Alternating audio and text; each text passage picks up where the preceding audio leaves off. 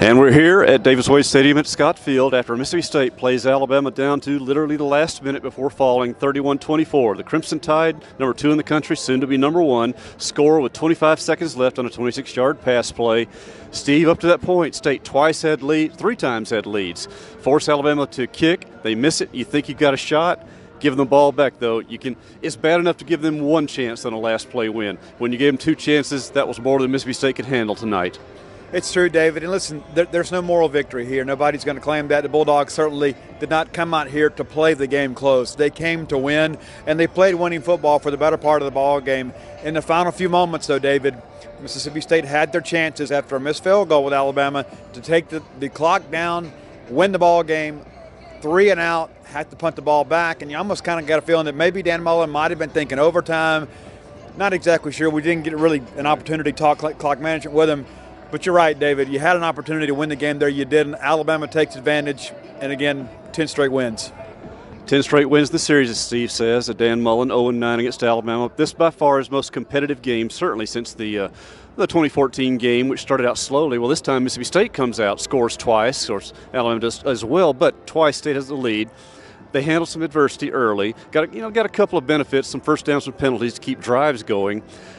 But they could not put them away. I thought, Steve, and I'm sure you did, as did all Bulldog fans, when they get the ball back with a 4-point lead, and drive down and get in a goal situation, score a touchdown, and you're in control. They had to settle for a field goal, and then Alabama does what Alabama does. They just find a way to do something, as a number 1 ranked team in the country probably should. You're right, David. When it's 21-17 and State has the ball, and really Alabama had not slowed down the Bulldog running game. Harris Williams with just 1 negative rush on the night, nearly in for 100 yards, would have been the first Bulldog runner in probably 10, 15 years to have 100 yards against. Probably Boobie Dixon's last to do it. But that said, the Bulldogs, if you put one in there and you go up 28-17, you force Jalen Hurts to be more of a passer. And listen, to his credit, when forced to make plays, what his Army did, especially early in the ball game, but you just had a sense when State had to kick that field goal, when they came away with only 3, you're happy to get any there, but you knew with just 1 possession separating you and the Tide that Alabama would make a run. You mentioned Jalen Hurts. He did finish up 10 of 19, only threw 19 passes, took 5 sacks. Now, if you'd said that he would take 5 sacks in the game, you feel really good about the outcome there. Finished with 242 yards, but half of those came on 2 plays. Let's look at that in the first half. Twice, when State has the lead, they have pounded, dominating drives. Alabama has strikes and third down strikes on that. They just find that Hurts buys time. State one time only a 3-man rush, another time didn't even blitz.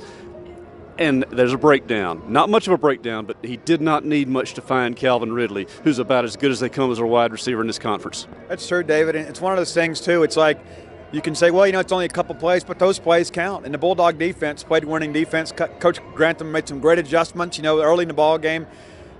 Hurts' ability to improvise hurt the Dogs early. But then you're able to kind of settle down. You get some pressure in his face. That's where I think State really changed things up. They got front side pressure. You brought Mark McLaurin on a safety blitz. It nearly turned into a pick 6. And you get and so the Bulldogs were there. That's how close they are. It's a much different team than it was a year ago. It's a much different feeling tonight. And while this one might even sting a little bit more, last year, David, we just wanted to survive the game. Tonight, we feel like we should have won the ball game. So maybe that lingers a little bit with the Dogs, but I think this team now has kind of got a sense of itself. They'll be ready when we go on the road next week for Arkansas. And, of course, within 5 seconds of the game being over, I'm seeing on social media, why are you blitzing on 3rd and 15? Okay, you can argue situations, but like I said, those first 2 big pass plays were not against blitzes. So you had to pick your poison. We've talked all along, this is a risk-reward defense. For much of the game, State got the rewards. Those few risks came back. Not many teams could have taken advantage. It took a guy like Hurts, who is just exceptional. You see a guy who's become so far as a sophomore, and he's so quick on the trigger to run the ball and can make so many things happen, and yet State kept them relatively bottled up, had the biggest lead Alabama's given up all year, had leads on them 3 times. That hasn't happened to Alabama all year. State had their shot, but the defense just couldn't quite make it happen in those situations, and had a few injuries that kind of shook up the rotations as well.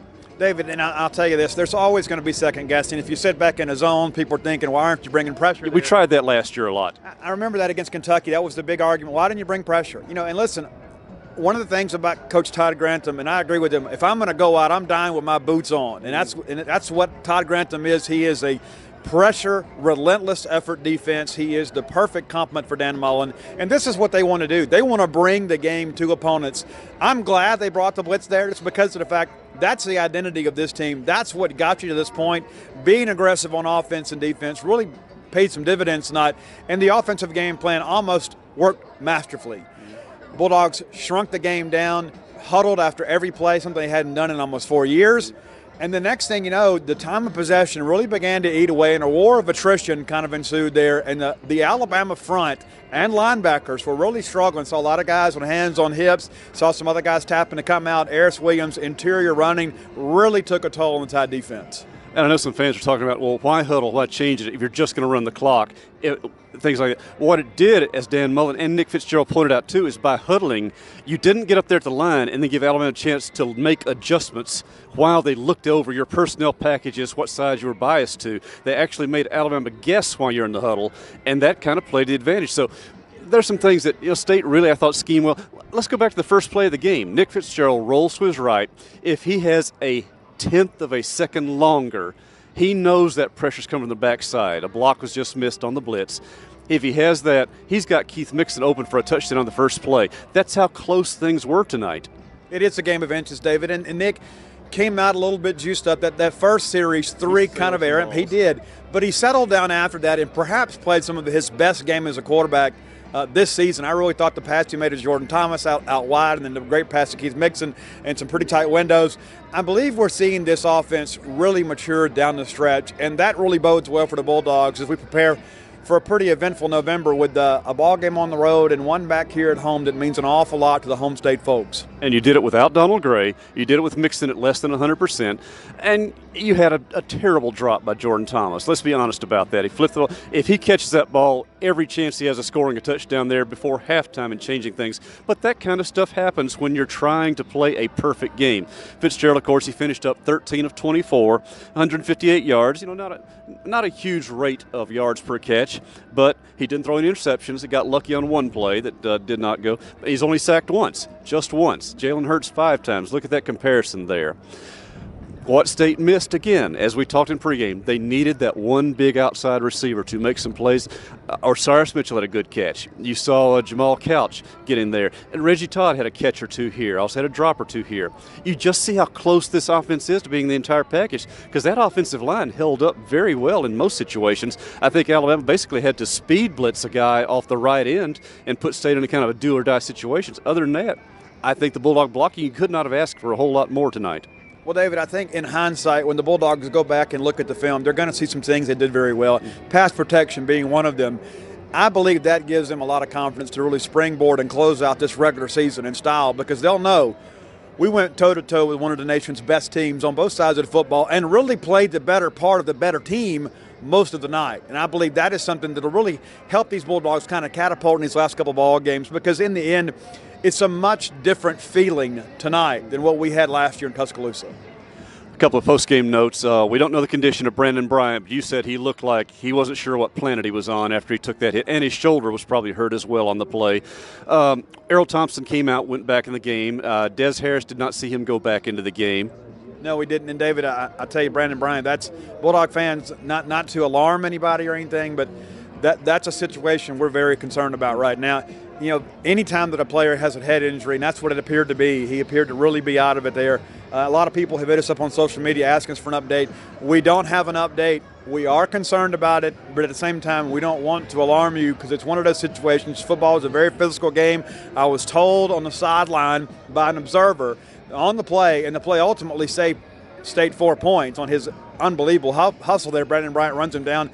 That Brandon, on the tackle, his chin contacted with Williams' foot, and that it was apparently almost like an uppercut shot, which led to we're not a doctor, but we think kind of concussive-like situation there.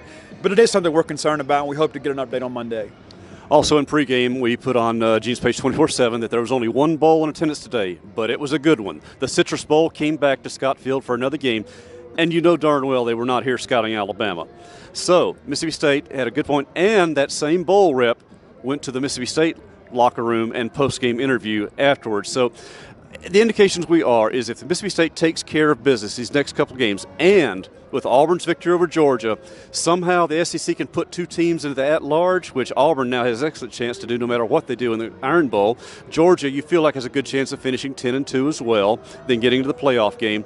State has an excellent chance now of ending up in Orlando, certainly a bowl in Florida at this point. But you've got to take care of business, and these are 2 dangerous games. Arkansas, because you're coming off the letdown of this game, and the Egg Bowl, where anything can happen. It's true, David. LSU went toe-to-toe with Arkansas for a while and finally put them away.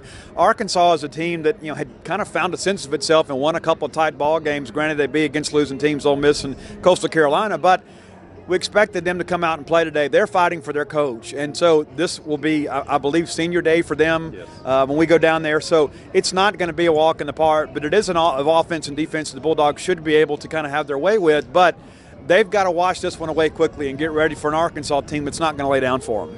Also, we found out that the Arkansas game will be at 11 o'clock Central Time, so I guess we can get reservations fairly close to Fayetteville and think about whether we want to come all the way back to Starkville after the game and see what happens. But we can plan that this week. As it is now, Mississippi State has to get over a 31-24, very frustrating, very disappointing, and very painful defeat at the hands of the University of Alabama. So we'll see Tuesday how far State falls, if they fall any at all, in the college football playoff rankings, and then set the stage for the trip to Fayetteville this weekend and come back home for Thanksgiving evening in the Egg Bowl. So for our staff at Gene's Page 24/7, for Gene Swindoll, Mike Nemeth, Paul Jones, and Robbie Falk, and they're filing the stories now. I'm headed that way to do the same. Steve's got the videos up now, ready to go. We'll have this one in a bit. And this is David Murray.